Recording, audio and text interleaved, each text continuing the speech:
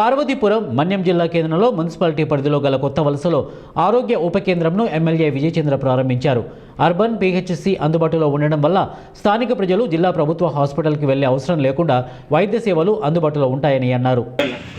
వాటిని ఇక్కడే మీ వార్డుల్లోనే, ఈ 8వ వార్డులోనే, 7వ వార్డులోనే, ఈ 9వ వార్డులోనే, ఈ 6వ వార్డులోని, 5వ వార్డులోని ఎవరైతే వైద్యానికి చిన్న వైద్యానికి కూడా జిల్లా హాస్పిటల్కి లేదంటే జగన్నాథపురం హాస్పిటల్కి వెళ్ళే అవసరం లేకుండా మీ ఊర్లోనే, మీ వార్డులోనే ఉప కేంద్రం వచ్చింది.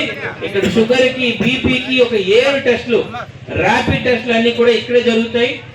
మీకు కావాల్సిన మందులు ఇక్కడే దొరుకుతాయి. మీకు అందుబాటులో డాక్టర్ ఇక్కడే ఉంటారు, ఒక నర్సు ఉంటారు.